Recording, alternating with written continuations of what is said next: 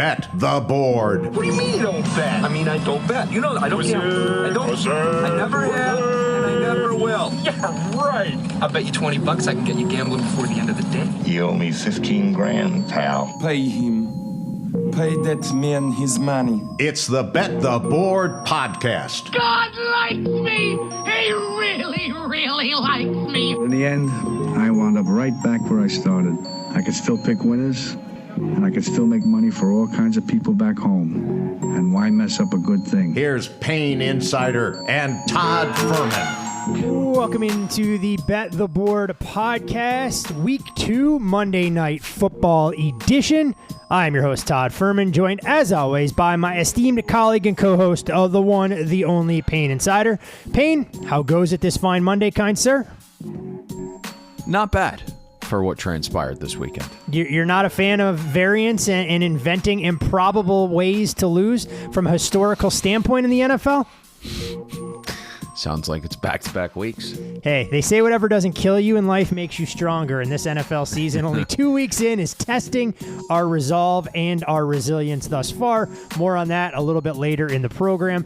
As always, when we look to try and break things down here on a Monday, it's all about the good, the bad, and the ugly. We'll, of course, have a preview in depth for the Eagles-Falcons showdown on Monday Night Football. Billy stops by to share his best prop bet and, of course, some look-ahead numbers. So before we get into the true good, bad, and ugly, I guess we may as well start with the last game we saw last night, Payne, where Caleb Williams, I think, was just sacked and pressured yet again by the Houston Texans defensive front. Yeah, I mean, it was an uptick, right? 148 yards of offense in the opener. They exceeded 200 here on Sunday night. So, progress. Caleb Williams looks a little bit lost. It has an opportunity this week in week 3 against a Colts defense that's a little beaten and battered with looks that he should know are coming and be able to prepare for against a Gus Bradley defense who just sits in cover 3 to at least put together a positive foot forward. Rome Odunze ended up playing. Keenan Allen did not. Hopefully Keenan is back for that matchup against a defense that plays that style. Could be pretty successful for Caleb. I don't know. What would you like me to tell you? Nope. This is kind of what we envisioned, we right? knew it was going to be an experience. And you have, I mean, you had a kid who was improvising a little bit too much at the college level. Now, in college, when he stuck in the pocket, he was actually very good. He just looks a little frazzled back there. The game's just a little too fast for him. We're seeing some of the things he was able to get away with at the college level, just not able to do that at the NFL level. These guys are just simply too good. And so, I don't think you panic. I mean, this is what a rookie quarterback goes through. And the offensive line has not been great, but at the same time, he's faced 2 defensive coordinators that we seemingly have some respect for, right? Denard comes from a factory of defensive minds in Baltimore. And then obviously you got one of the better guys in D'Amico Ryans, which we knew that was going to be a difficult task.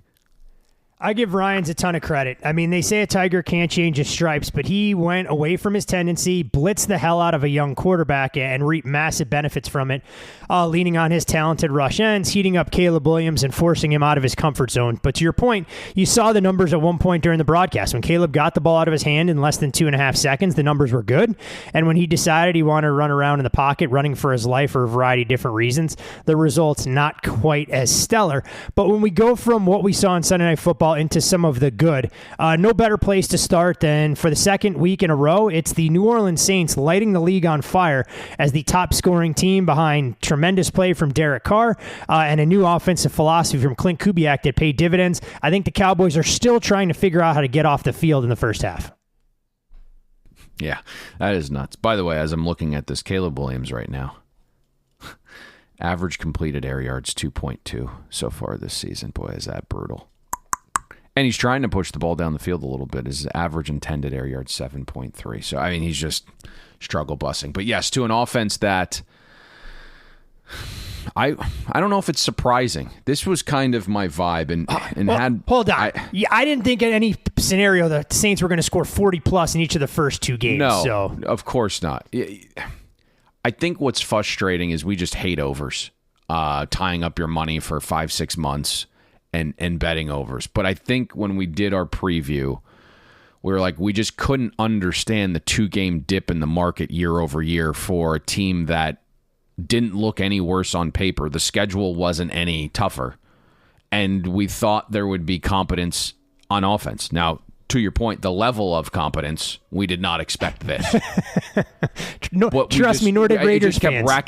It just kept racking my brain. And was like, how like we did that preview years apart, and it was 9.5 in 2023. It was 7.5 this year. Nothing really changed about the roster. Nothing really changed about the difficulty in schedule. We just never got there. And so I think you have to give Clint Kubiak, his flowers. He's certainly given hope to Derek Carr in this Saints offense. The question we needed answered, and I think is the shocking part to this, is like, could the Saints offensive line hold up against the Cowboys front? Remember, week one against Carolina. Yeah, week one against Carolina isn't a real test. This was against Dallas. Derek Carr was only pressured on 23% of his dropbacks. The Saints O-line mauled the Cowboys front. New Orleans faced the highest rate of 7+ man boxes in week 2, had the highest rate of EPA per rush with a 60% rushing success rate. So I don't know what's gotten into this offensive line, but every single human that does this at a very high level had the Saints somewhere, was one of the worst 3 offensive lines in the league. Even Saints fans would tell you, be like, oh my God, Ram checks out for the year. Like, we are completely fucked. So Kubiak has Carr throwing with play action at an extremely high rate. There's tons of motion.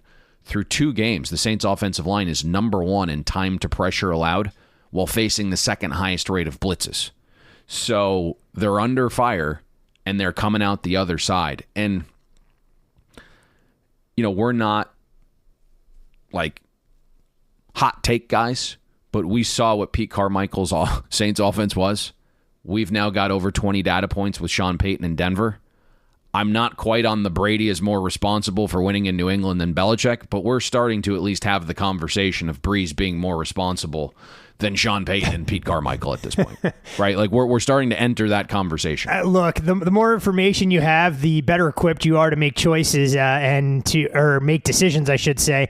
And clearly, the sample size grows. Alvin Kamara also looks like he's experienced a shot of life. His biggest fantasy performance that we've seen during his career, with 4 touchdowns, all big plays against that Cowboys defense that's still grasping for straws after the Saints gained 310 yards in the first half and scored 4 of their 5 touchdown drives, covering 70+ yards, and their ability to do so.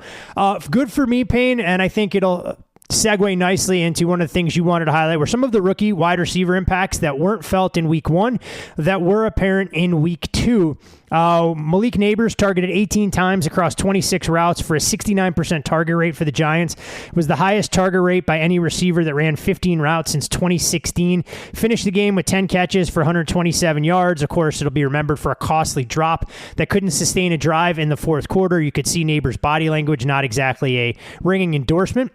Meanwhile, his counterpart that was drafted before him, Marvin Harrison Jr., a massive day against the Rams defense, 130 yards receiving, second best in the league behind only Justin Jefferson, 2 touchdown receptions in the win, represented 69% of the team's air yard share, 19.3 air yards, was behind only Calvin Ridley amongst week 2 performers, and it fits in nicely with Kyler Murray, putting together a perfect passer rating week 2 for the Arizona Cardinals. Yes, all of the discussion about Marvin Harrison Jr.'s issues creating separation and speed. I'm interested to see what that looks like data-wise here as all those numbers start to come out this morning, later in the morning into Tuesday. The touchdown catch probably wasn't a touchdown catch, and the separation created there wasn't great, but certainly a much better showing there in week 2. Kyler Murray, though, this is a guy that we kind of hinted at was showing really good signs from week 10 onward last year. Hadn't really been 100% last season when he was really improving the Cardinals offense. Now you add some pieces along the offensive line, and obviously you draft Marvin Harrison Jr. McBride takes that next step. But through 2 games, Kyler and the Cardinals offense have played 6 quarters of elite ball. The weapons are ridiculous at their age. Kyler, to me, though, I mean, he was part of the reason for the offseason buy in Arizona. And then you just look this game against the Rams, Kyler's completion rate, 19% over expectation, 68% success rate on dropbacks. And this was a Rams defense that really gave Goff and the Lions some trouble. Kyler was also a timely runner. You kind of looked back prior to the injury, and he would force some situations, right? He wouldn't always keep his head downfield. If the first read wasn't there, he'd just take off. That really wasn't the case with his legs in this game. 5 attempts, but 59 rushing yards. So he was very elusive. You saw that burst. He looks like 100% recovered and confident from that knee injury. So this is a very interesting offense to see. And I think, when you factor in the parts and their age, you start to say, if this is what it looks like in weeks 1 and 2, what happens as they start to develop together and some of these younger kids get a little bit more acclimated to the NFL level? And the big thing, as we've said, when Kyler Murray is healthy, he can be dynamic. And I think you highlighting his running capabilities was on full display because he didn't look to try and pick up some of those extra yards. From when I watched, he was willing to go out of bounds and try and slide after doing what he needed to. And I think this Cardinals team knows that if they're going to have any success offensively and be a little bit of a dark horse in terms of competing for a wild card in the NFC, it's going to hinge on Kyler Murray being available, not just week 2, but deep into the season, something that's worked against him in the past. Minnesota, Payne goes out there and knocks off the Minnesota goes out there, knocks off the 49ers in a game we saw the Vikings get bet from +6 down to +4. Kevin O'Connell and Brian Flores continues to be a match made in heaven with what the two can do from an offensive standpoint and how defensively they can confuse opposing quarterbacks. No greater illustration of that than Brock Purdy in the post-game handshake line telling Brian Flores he's got a hell of a scheme. Yeah, I want to put this in the right context. Like, yes, the Vikings were somewhat fortunate to beat the 49ers, rightfully covered. But Minnesota, spammed late downs. The Vikings had nearly a net EPA edge of 16 on late downs against the 49ers. Net positive 4 EPA advantage on special teams. Won the field position battle. All of the non-sustainables, basically. But I think this is a nice stop on 4th down early in the game from the 3-yard line that allowed them to maintain some momentum, leading into a 97-yard touchdown pass. Yeah. And if you remove that 97-yard touchdown pass, Sam Darnold wasn't overly great in the game. But I think we have to give the kudos to the coaching staff, and this is what it is. It's more like overarching praise. We love Kevin O'Connell. If we're only talking about Brian Flores as a defensive coordinator, right? Awesome. He's innovative. He's excellent. You mentioned Brock Purdy giving Flores his flowers after the game, saying, the scheme is just ridiculous. The idea that this coaching staff can beat the 49ers with Sam Darnold at quarterback and no Jordan Addison and no TJ Hawkinson and Justin Jefferson exiting in the third quarter with a quad injury. It's just so impressive to the point where we had to give them their kudos for this in the good section on Monday. One other good that you mentioned before we kind of use a perfect transition point on a game that I think both of us highlighted, me on the good and you on the bad, which fit together nicely. Geno Smith against the Patriots defense went out there, put together an outstanding performance. We started to get flashes of how dynamic Seattle can be in their passing game. I mean, Jackson Smith-Njigba, his first career 100-yard game and was a high-volume receiver as the number 1 target. DK Metcalf providing absolute nightmares with his speed, athleticism, and physicality on the outside. Seattle's defense started slow, but it was the offense that allowed them to get a hard-fought overtime victory against the Patriots. They did. We weren't going to discuss that, but I think that's actually a good talking point. Seattle's defense did start slow, and I think they were caught off guard by New England coming out and just going uber pass happy. And then when they made the adjustment, New England kind of got their ground game going when they saw those lighter boxes. So it was interesting, right? We saw Van Pelt have a nice little wrinkle there early, which is, I think, positive for him calling plays and being an offensive mind that's running it on his own for the first time and not being under Kevin Stefanski. So that was a positive. But getting to Geno Smith, I mean, I thought he was a miracle worker against the Patriots defense. 5th in EPA plus completion percentage over expectation. And that is a good Patriots secondary. And I thought Geno navigated pressure very well. We saw him rely on the horses, right? Metcalf and Jackson Smith-Njigba, you mentioned 30 targets combined. 22 were caught with a touchdown. And I think what's wild to think about is Ryan Grubb is an offensive mind that we really respected from the college level. He's shown an ability to adapt the first 2 weeks. Wasn't going well week one. We rely on the ground game in the second half with Kenneth Walker, and suddenly the offense starts becoming efficient against Denver. This week, it's just like we're just going to bomb this thing. And everyone knows the Seahawks offensive line is a little bit of a problem right now. Defenses understand that. So Geno's been blitzed on 41% of his dropbacks. He's been pressured at a 36% clip through 2 weeks. His legs have been a huge factor as well. And I think there's a world where the Seahawks offensive line can grow as they get a touch healthier. And all of a sudden, this offense finds even a new level. But Geno Smith has been fantastic when you look at his accuracy, some of the sack avoidance using his legs. I mean, the man is under fire right now. And I think he's been fantastic, not just this week, but did some things nicely in the opener against Denver as well. A little bit of a short week, too, for Seattle coming home to play an undermanned Dolphins team. Let's see how they handle some prosperity with an opportunity to go to 3-0, knowing the Dolphins will go to battle without starting quarterback Tua Tagovailoa. My final good, and I know it's a game that will cover both sides of the coin, to, like I said, to provide a perfect transition into the bad. I have to give the Raiders credit. I mean, this was a team that hasn't been able to run the ball, dead last in the league from a counting stat standpoint in terms of less than 50 yards per game on the ground. Second half and fourth quarter comebacks were able to erase multiple double-digit leads. And when we look at Gardner Minshew, I mean, look, 9 completions over 10 yards in the second half of that football game, including 6 gains of 20-plus yards. The defense held the Ravens in check. Max Crosby continued to be a disruptor off the edge. And while we knew the Ravens' offensive line was going to be a concern, the Raiders were able to exploit that. But at the same time, Payne, the Ravens' defense yet again let them down in the second half of a football game. And this is a disturbing trend starting to emerge with a very good head coach in John Harbaugh. This team, for whatever reason, just can't protect leads. It doesn't matter if they're at home, they're on the road. This is a game off the loss against Kansas City with extra time to prepare. The Ravens can't let slip through their fingers against usually an offensively undermanned Raiders side. Yeah, I agree with all that, but in saying it, right, very, very sharp money on the Raiders, and we both found ourselves on that side. And anytime an EPL match breaks out for 2.5 quarters, you feel good about taking well over a touchdown there. And there was an ability, to find some 10 out there this week, and even on game day at some nice prices. But I think the overarching point here is maybe that Ravens defense.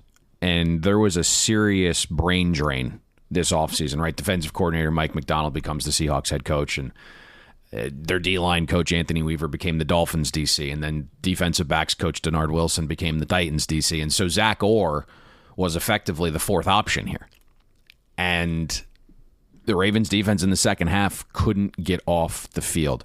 Zach Orr didn't have an adjustment to the Raiders' offensive adjustment. And this is not a Raiders offensive coaching staff that we're going to be, giving out awards to anytime soon. So it's somewhat concerning. Ravens gave up positive 0.24 EPA per play in the second half, worst mark of any defense. Gardner Minshew had a 58% success rate on all dropbacks in the second half.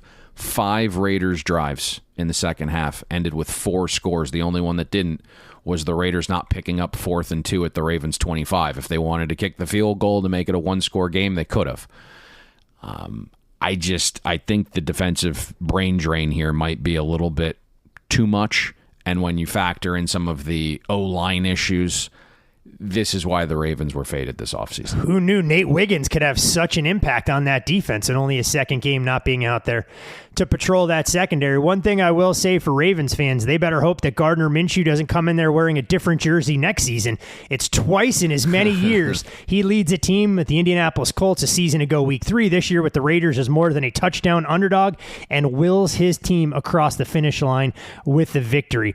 Other things that are worth highlighting from a bad standpoint, Payne, This Jaguars offense continues to baffle and befuddle. Every time we think Trevor Lawrence is going to take a step forward, the decision-making is problematic. The offensive play calling isn't there. Doug Peterson started to come under fire. And things are so bad for the Jacksonville Jaguars offensively that they're getting key cogs of their offensive attack hurt during warmups. Evan Ingram, a late scratch with a hamstring injury, and Jacksonville finds themselves 0-2 to start the season. Yeah, and that's difficult because Evan Ingram is a huge part of that offense. Your game plan, your install is already in, and I'm sure he was a huge part of the game plan. And now all of a sudden at the 11th hour, you're left scrambling. The weather wasn't great, and you did have a Browns defense trying to save off an 0-2 start. I get it, but Doug Peterson and Trevor Lawrence just can't seem to put it together. Right, I mean, Lawrence had a completion rate 11% below expectation against the Browns. His drop back success rate lived in the same family as Bo Nix and Will Levis and Caleb Williams and Justin Fields and Skylar Thompson this week. That's not the company you want to be keeping in, what is this, year 4 now with Doug Peterson? They have to get the play calling thing figured out. Like, is it Doug? Is it Press Taylor? Like, I mean, it's still like an issue. I get the pressure was a lot, 43% pressure rate for Trevor Lawrence. But at some point, the offense just has to turn the corner. And they do find moving the ball from time to time. They just, first and goal from the Cleveland 2, can't score a touchdown. Another drive, second and goal from the Cleveland 2, can't score a touchdown. 2nd and 5 from the Cleveland 14, settle for a field goal. It's like this offense continues to shit itself in the high leverage situations. And I'm not a Jacksonville fan. I'm sure Jaguars fans can attest to this. They're watching these games. It's like every time it's like, we're about to get over the hump. They just can't. And so that's got to get figured out. Red zone execution appears to be a epidemic across the league when we look at the number of touchdowns being scored so far through the first 2 weeks of the season.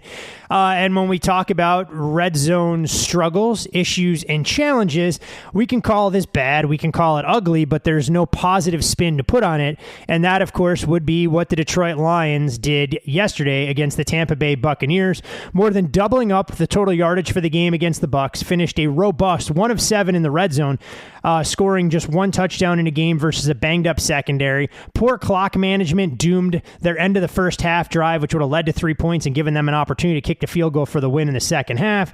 Throwing short of the sticks multiple times on final 2 possessions. Payne, for the offensive wizard and all of the praise that we have heaped on Ben Johnson's shoulders over the years, yesterday may have been rock bottom for a team that had weapons in spades against the banged-up Bucs secondary, and underwhelmed, probably not a strong enough word to use to describe the performance of the Honolulu Blues. Yeah, I mean, this was the game that caused us the most hurt this weekend. I'll just be flat out. Obviously, prior to our breakdown, I don't really think it's necessarily great taste to talk about things you've bet that are no longer on this planet. But this was a game that we went over 48 on, closed 52.5. You beat the market by 4.5 points through a key of 51, and you got to be feeling pretty good about yourself. But started the game with a bunch of field goals in the red zone. You mentioned the Lions, 7 red zone trips, more than any team in the league on Sunday. 1 touchdown. The Lions outgained the Buccaneers by 247 yards. 1 yard per play. In the grand scheme of this goal of trying to outscore your opponent, right? The Lions had 83 offensive snaps to the Buccaneers 47. And so, it wasn't just the total for us. It was obviously the teaser. Every single day of the week, that's a great teaser leg when you're outscoring your opponent, or outgaining your opponent rather, by 247 yards, and you're just asking them to cover 1.5. It's probably something that's going to happen a ton. It's just this early start of the season, anything that could go wrong has. But I think to your point, right, the overarching philosophy of like throwing 55 times on a beat-up secondary is the right approach for Ben Johnson. Within that, though, it just feels wonky right now. And it's a little bit of a concern because we just saw Arizona go out and torch the same Rams defense that gave the Lions a little bit of trouble. It feels like Ben Johnson's trying to get too cute at times. It's like hey, everyone knows I'm this genius, and now all of a sudden I'm trying to become like the greatest genius. It just feels a little predictable too. Like when the Lions did run, there was some run blitzes on. It's like, how did they time this up perfectly? So I don't know if there's like a little bit of a tell going on. When they did run the ball, it's not inside where the Buccaneers were down 2 defenders, right? I mean, we talked about Calais Cansey missing this game, their first-round pick from last season, and then Vita Vea left this game early. I mean, we saw this stupid 2nd and 2 run from the Buccaneers, 37, where Goff takes it, scrambles a little bit, and then pitches it out wide to Gibbs. It loses 5 yards. You go from 2nd and 2 to 3rd and 7. It just looked wonky. Obviously, the Lions should have won, but there's just something funky going on with the offense. I mean, Sam Laporta is a matchup nightmare. The Buccaneers are down. It's all world safety. How does Laporta have 3 targets on Goff's 55 attempts? Great it just question. makes no sense, right? I mean, he is the matchup nightmare. He's too fast for linebackers. He's too physical for safeties, and there's backup safeties in this game. I just don't get it. And then Amon-Ra St. Brown has not looked himself. He could miss some time. I see the reporting on the odd screen as a concussion.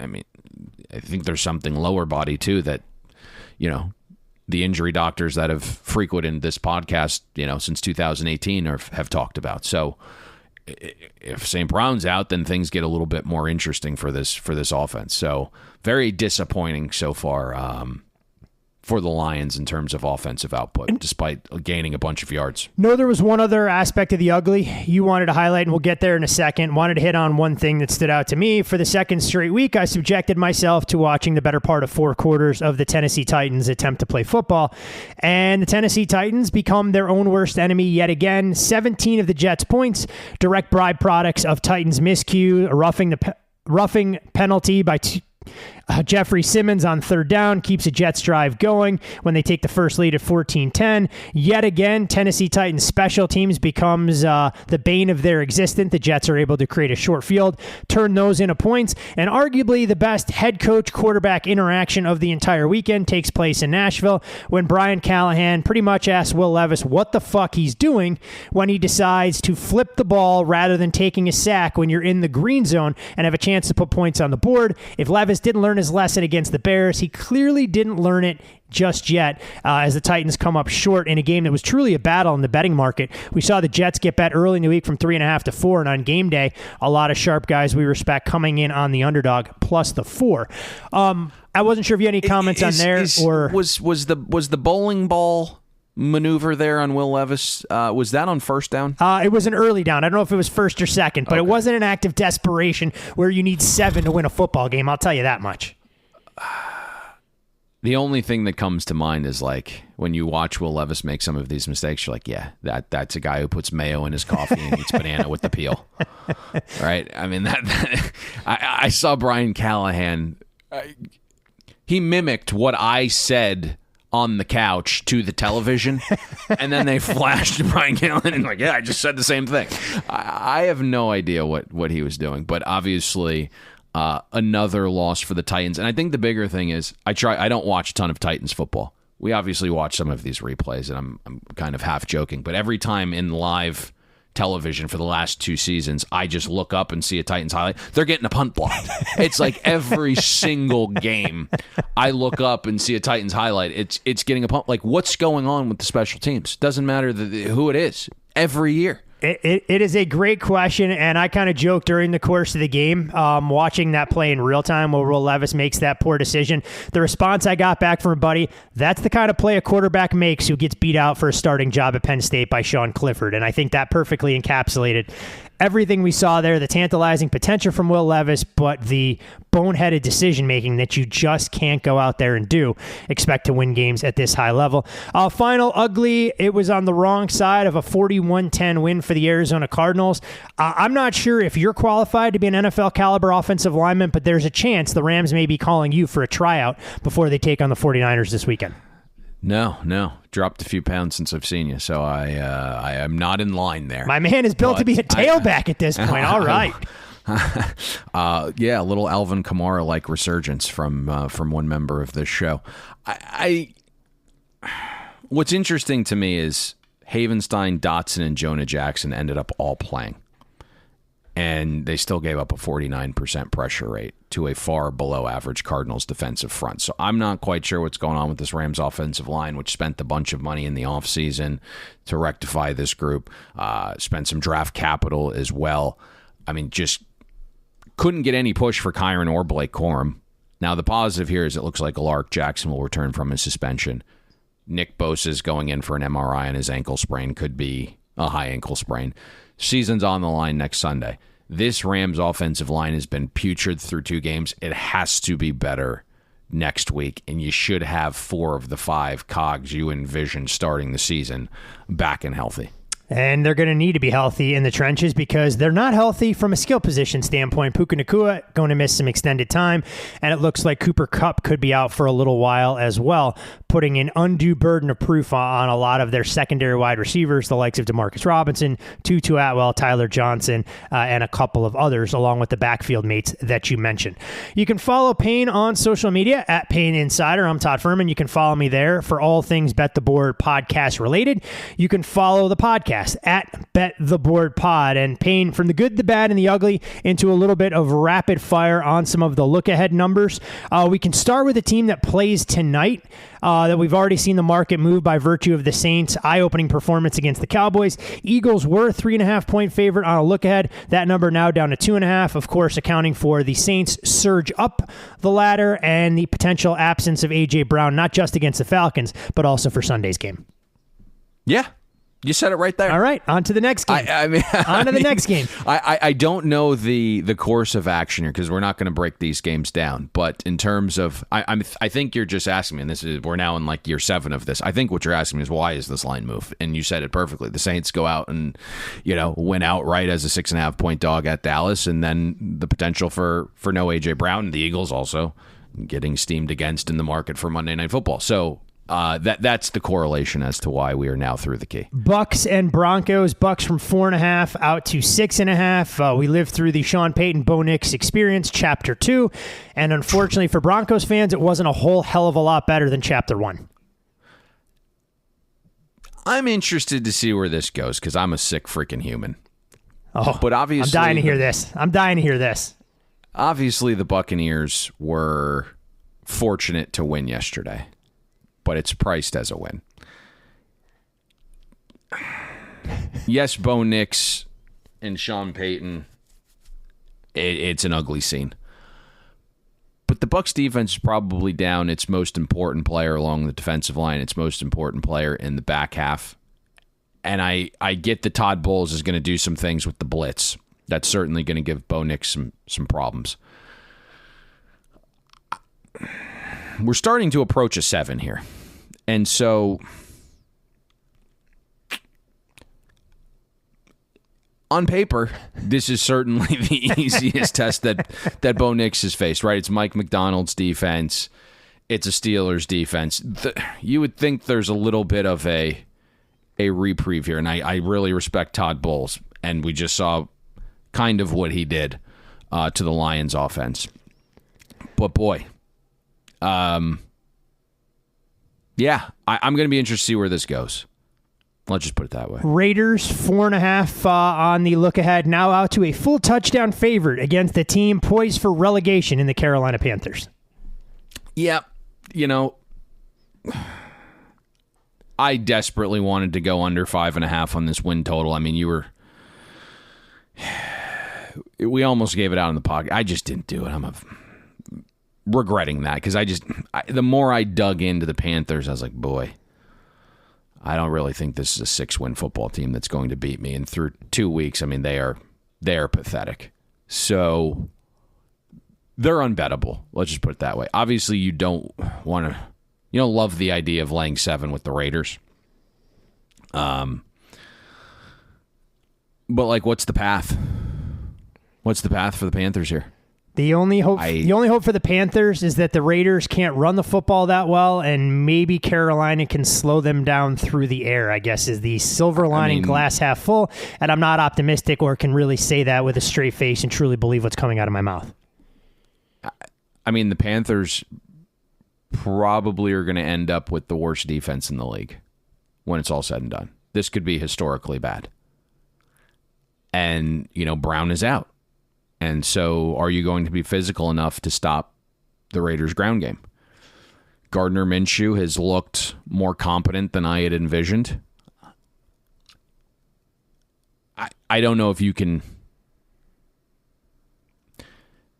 The Bryce Young, I hate to say this, the Bryce Young experiment is like... Oh, it's going to be over. It's going to be over after this season unless something drastically changes. I'm talking about like it should probably be over with like heading into week 3. Wow. He's done. I mean, he doesn't step into the pocket. He's afraid to step into the pocket and throw the football. Like he looks timid. And part of it's his size. We knew he played on his tippy toes to prevent this problem of not being able to see well over the line. But it's just, he's not even on balls that are like wide open. He's just fading in the pocket and throwing them. So it's become a little bit of like a mechanical issue as well. And you're watching the guy can't complete a screen pass to a wide receiver. And Thielen almost lost his mind and then kind of regrouped himself. And Thielen's like the consummate professional. He like turned around and almost went nuts, and then like you could tell he just feels bad for him. Serenity for now. Serenity now. Serenity now. So it's bad. Seahawks, Dolphins, we see this number move a ton, of course, because of an injury, but at 6.5, apparently that was too big a mountain to climb. We started to see some Dolphins money come back into the market here on this Monday morning, taking it down to 5.5. I think that we know why this number has moved. The big question is what exactly Tua is worth. The number, or the market will tell us as we get closer to kickoff. 49ers, 5.5-point favorites on a look-ahead number against a familiar divisional foe against the Rams. You highlighted the Rams' offensive line. Can't potentially get worse than what we saw against the Cardinals. 5.5 out to 7.5, but there are plenty of cluster injuries starting to mount for skill position players, especially on the Rams' offensive side. Yeah, this is the movement. Now, what's interesting here is as the 49ers were getting steamed against the Vikings, this actually got as low as 4.5 on the look ahead. Obviously, the Rams get blown out.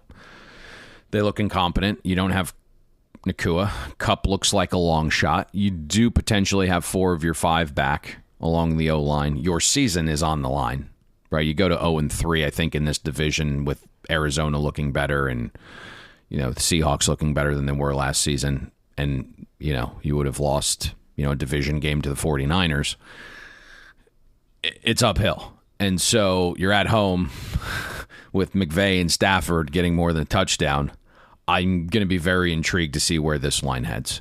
Last game, we get a pair of Monday Night Football games this week for the first time, given the schedule quirk.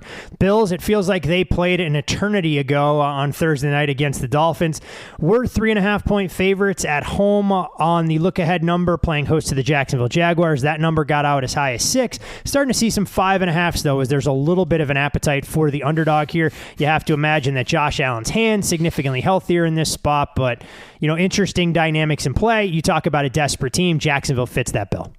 There you go. 0-2 versus 2-0. And the Bills suffered another loss defensively with Terrell Bernard. And that's effectively what you are buying. Now, I know saying this as we complete week 2 and head into week 3 will sound a little different to the mind, but think about this from the right perspective.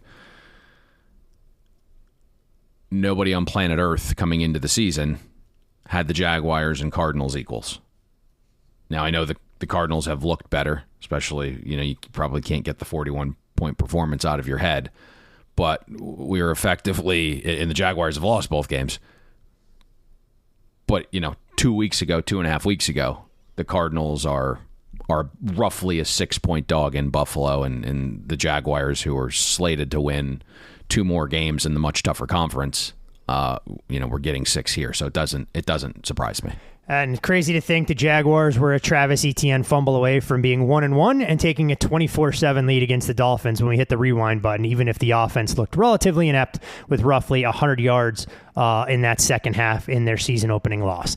Into the final game of week 2, Payne, and it's Philadelphia hosting the Atlanta Falcons. This game, Philadelphia now at 5.5 point favorite, total all the way down from a peak of 48 to 45. We know the big storyline heading into this game is no A.J. Brown for Philadelphia, and it really changes the dynamic of what they can do throwing the football downhill. We look at Jalen Hurts. He's been very good in his career against the number, playing at home, 17-9-1 against the spread, a 7-0 straight up record as a home favorite in September and October, winning those games by an average margin of 11.3 points per game. The story about Kirk Cousins that I'm sure we'll hear circulated between now and kickoff of how he has struggled in prime time, just 12-19 straight up when he's playing at night, 13-18 against the spread. Only 5 outright wins when his team is installed as an underdog in a 21-game sample size. And when you look at Atlanta and what we saw week 1, they're going to have to be significantly better in terms of avoiding telegraphing all of their offensive plays. But when we look at this game, I mean, which side of the ball are you more fascinated to watch? Philadelphia without one of their key weapons going up against an Atlanta defense that we know added pieces in this offseason, both at the safety position to try and bolster their pass rush, or trying to figure out if this Falcons offense will look a little bit better this week against the Philadelphia defense that we expect to trend up as the season progresses, but quite frankly was underwhelming even in a win down in, say, Apollo in knocking off the Green Bay Packers. Yeah, I mean, let's kind of rip off the Band-Aid on the hot button topic. You mentioned we're going to hear about it from now until kickoff on all these pregame shows. Shit, if you've been on the internet, it's all that's going on in the football internet world is Kirk Cousins. And I dug into this like hardcore because there's a lot of narrative out there. There's a lot of like pounding the table of this is exactly it and this isn't it. And the Falcons were in pistol or shotgun on 96% of their snaps against Pittsburgh. Cousins' stance changed to a squared look as opposed to a right foot forward or a left foot forward, which is most common for quarterbacks in shotgun. Cousins and Zach Robinson say this was the plan all along. This is how Peyton Manning stood when he operated from pistol. Cousins came out in his presser and said this was his stance using pistol in 2012 and 2013. I was able to confirm that's true. Robinson claims this is what the Rams did with Stafford. I don't think this is the problem, right? The Falcons are actually telling the truth in this regard, right? The Rams were the team that used more pistol week 1 just this year than the Falcons, right? That Zach Robinson is from the McVay tree. This isn't the reason to be concerned. The reason to be concerned is the fact that Cousins doesn't fully trust the right foot to plant and drive the football, right? You can see that in the film. That's the part to be concerned about. Then the Falcons made sure the right people leaked video this week of Kirk Cousins operating from under center for a snap or two. And if you watch that, Cousins looked like a baby giraffe learning to walk for the first time, right? It didn't look good. Okay. And now the Eagles have film on this Atlanta offense, whereas Pittsburgh had far less of an idea as to what the Falcons offense would look like with its new pieces and its new scheme, or how healthy Cousins actually was, or what throws Cousins could and couldn't make. Maybe the Falcons offense looks different tonight, right? Second time seeing live bullets. Cousins is still building back his confidence. This was never going to be a Falcons offense that looked perfect with everyone learning a brand new scheme and verbiage right off the bat. This is also an offense that Raheem Morris said Bijan Robinson is the leader, right? This is Bijan Robinson's offense, and he didn't tell any lies there. 89% of backfield touches were from Bijan in week 1. We can blame it on the Sao Paulo surface, but the Eagles struggled to stop the Packers' ground game, allowed a 46% rushing success rate, about a quarter of a point allowed per rush. Between Josh Jacobs and Emmanuel Wilson, they averaged 2.9 yards per rush before an Eagles defender made first contact with them. This is also an Eagles defense, right, that we talked about. It's kind of learning on the fly, and I know Vic Fangio was there as like a why am I having a brain fart here? As basically an analyst, right, with the Eagles before he ended up choosing the Dolphins last year in 2023. So, yes, there is some familiarity there, but they're still learning that Fangio defense. A lot of the parts that are contributing now, especially in the secondary, are young kids that were brought in via the draft. And so it's not the Eagles' full allotment defensively either. And so there's variance on this side of the ball. That's kind of the overarching viewpoint, right? Because you have Cousins' health, because you have these two new schemes early in the season. But the way for these teams to win this matchup, to me, is clear as day.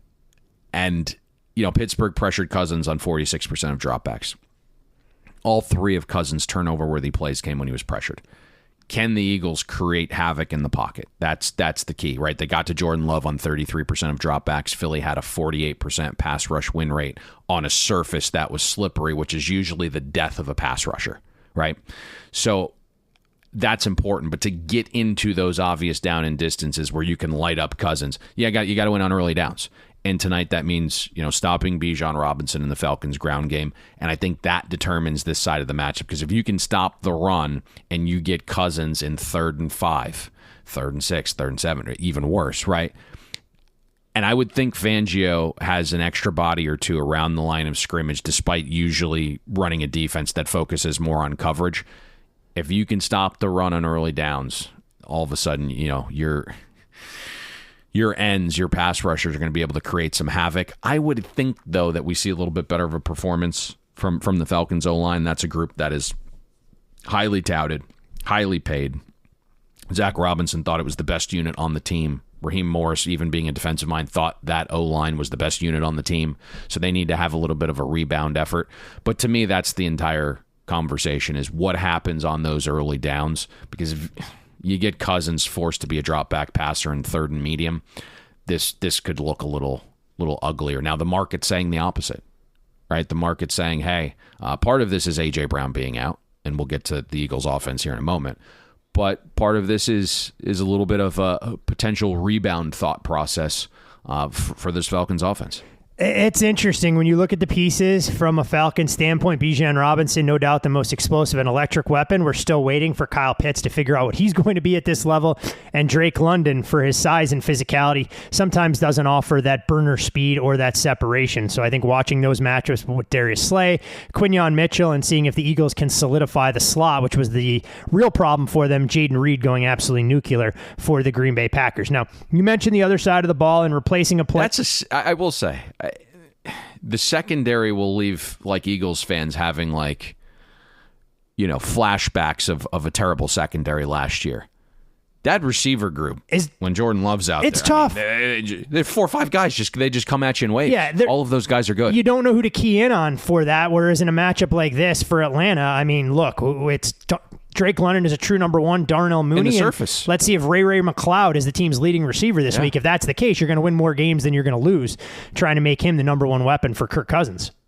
Yeah, we talk all the time about the surface too, right? When the surface is a little slick, the guy that knows where he wants to go has a little bit more of an edge versus the guy reacting to where the guy wants to go. And so we saw that in Sao Paulo where, guys were just, losing their feet and just very slow, getting their hips flipped against some of those Packers receivers. 100%. And, the surface, much more familiar surroundings in this game for Philadelphia playing at home. But they'll, of course, be doing so without A.J. Brown. And it's tough to replace the kind of production that he brings to the table. 34 receptions at 25-plus yards since joining the Eagles. Second most in the NFL during that span behind Tyreek Hill. It's roughly 90 receiving yards per game. Since 2022, the 4th most in the league that the Eagles will have to replace. Devontae Smith, a good number 2. Let's see if he can step into the number 1 role here. It'll put more on Dallas Goedert's plate from the tight end position. We'll see exactly what Jahan Dotson can do, as I'm sure his role in the game plan will be elevated a bit against an Atlanta defense, Payne, that, look, the Pittsburgh Steelers, by design, didn't throw in the middle of the field. Arthur Smith said he respected Jesse Bates. We know that Justin Simmons was brought in to solidify that spot. But this is a Falcons group that doesn't exactly offer a ton of depth at the linebacker spot. So Philadelphia trying to figure out if it's Saquon Barkley game or another path. When you look at Jalen Hurts and company, what do you think gives them the best path for success against this Falcons defense? And typically this isn't an Eagles offense that threatens the middle of the field either. Nope. The big story, obviously, no A.J. Brown tonight. So I'm interested to see if Atlanta changes their ideology defensively without Brown out there. Brown is a man beater. And when defenses play man, Hurts goes to A.J. Brown.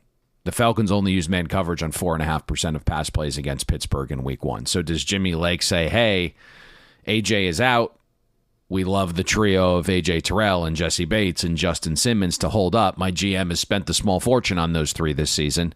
I'm going to adapt to opponent, or is Lake just going to sit in zone again?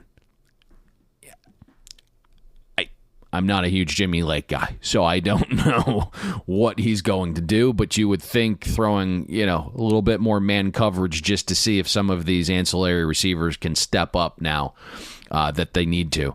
Devontae Smith obviously is going to see an uptick in his target share. The sample size is small, but it's over 100 snaps.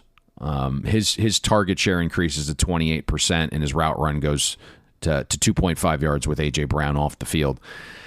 The Steelers, who had serious question marks this preseason about their offense, right? Still do it through 2 games. That's kind of where I'm going, right? The issues they showed yesterday against Denver somehow managed to score on 6 of their 10 drives against Atlanta.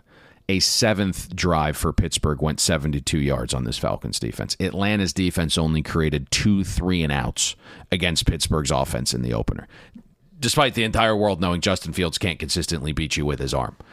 And so, Atlanta was just 16th in run-stop win rate against the beat-up Steelers offensive line last week. So to me, the matchup inside here is massive. Grady Jarrett, David Onyemata, Eddie Goldman.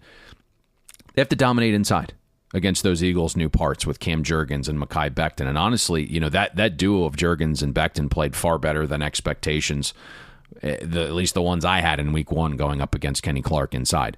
Saquon is running from shotgun more, obviously, in this Eagles offense. He's been an efficient runner from shotgun. The guy is just, a yards creation monster. Showed that to be the case in week 1 against the Packers, gaining far more yards than expectation. I would think with A.J. Brown out, we see more from Saquon as a pass catcher. Now, the routes were there. He ran 25 routes against the Packers, but he was only targeted twice. One was a wheel route, I believe went for a touchdown. So that, to me, is a little bit of the key here when you think about, yes, we need more from Dallas Goedert. Yes, we need more from Devontae Smith. Can Jahan Dotson prove to be worthy of the trade you went and made? But this probably needs to be a Saquon Barkley game, and with added time off, there's probably no reason not to incorporate him more as a pass catcher as well. Ratchet up that usage, Saquon. And when we look at the total, we're as low as 45. Do we think we see another move down, or we start to think that there's potential for buying the dip? The final thing on this game before we get to a best prop bet from our man Billy. Good question. Now, I don't know how to phrase this without being weird. So it wasn't big enough to do anything super. Nobody got this. It was just a light grazing because I knew where the market was going. I just wanted to grab 48.5 and then figure the rest out later. And I wish I had actually had a full position on the game. At 45, and no weather, and there was, at the time, there was supposed to be a little potential of weather rolling through. There's no weather at this time of recording. Maybe something changes here, at 8 a.m. Pacific, but at this point, nothing is out there. I don't know where our number on the game was substantially lower. It's kind of in this area. It was slightly higher than 45. I'm certainly not buying back any of my minute position. But yeah, if you're gonna have some turnovers, as long as they are not in the red zone or the green zone, turnovers typically lead to more variance, lead to higher scoring. And we saw that was kind of the one knack on Jalen Hurts and the Eagles offense in game 1, right? Making that costly decision from his own end zone, throwing late over the middle.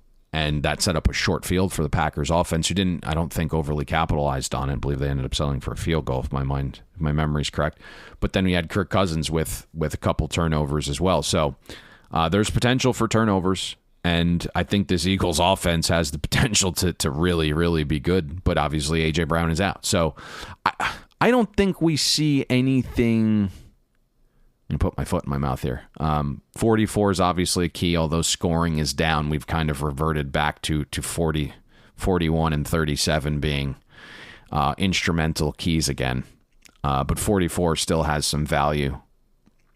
I don't think we get down that low, but I also don't think we get back up to like a somewhat secondary number of 47. I think we kind of live in this area here. Makes sense to kind of hang out in no man's land and let the books adjust accordingly rather than creating some opportunity around the key numbers. We mentioned some of the X's and O's that we'll be watching tonight, trying to figure out how the Falcons can rebound from a lethargic offensive performance against the Steelers. Will Philadelphia be able to keep the good times rolling and move to 2-0?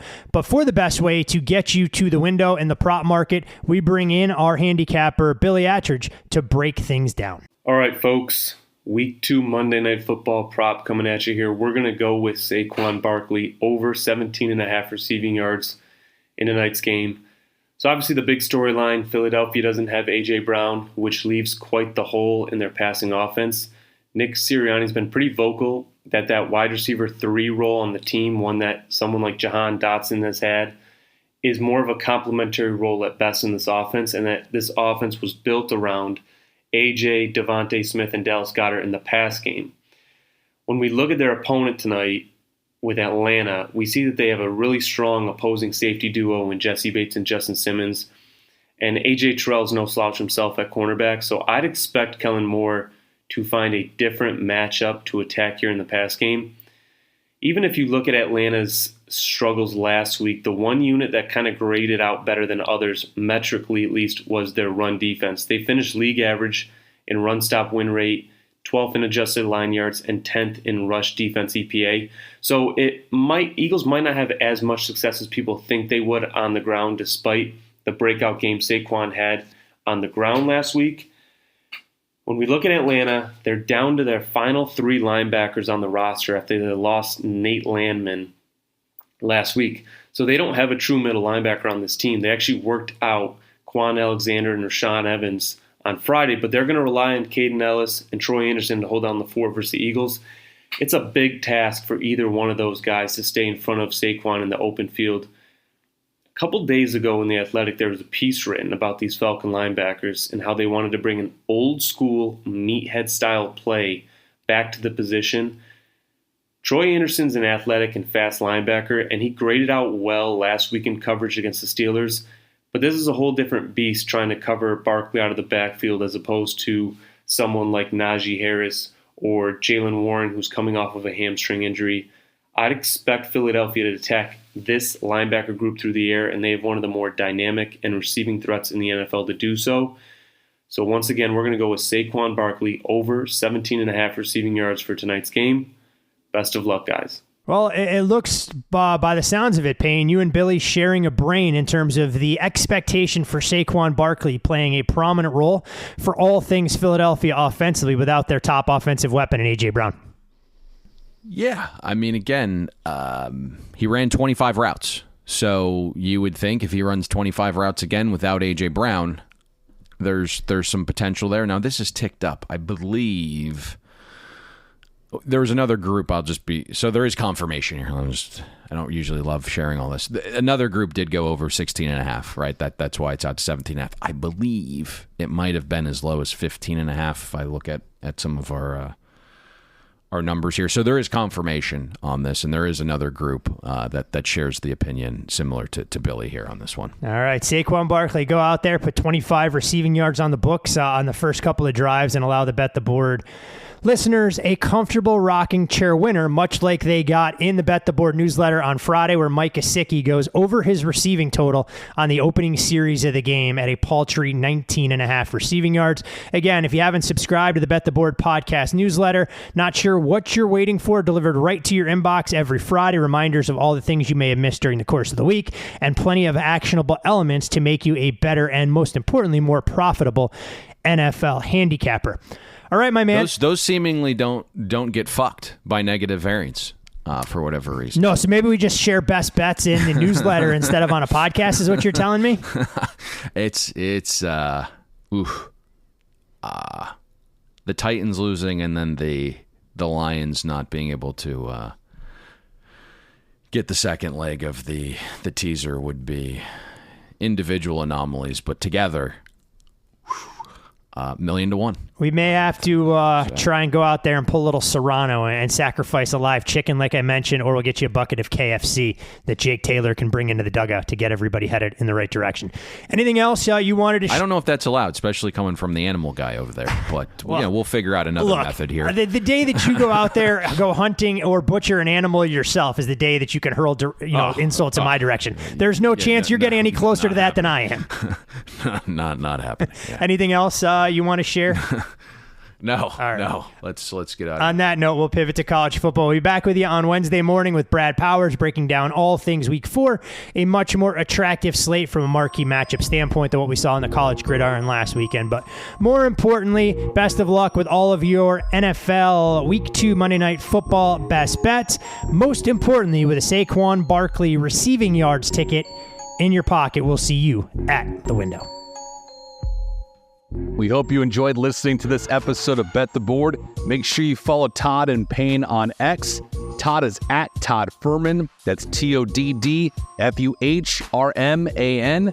And Payne is at Payne Insider. That's PAYNEINSIDER. Don't forget, our weekly newsletter comes with an additional best bet. Have that delivered to your inbox by clicking the link atop the podcast show notes. And most importantly, subscribe and download Bet the Board. We're on Apple, Spotify, Amazon Wondery, YouTube, Google Podcasts, and all your other major platforms.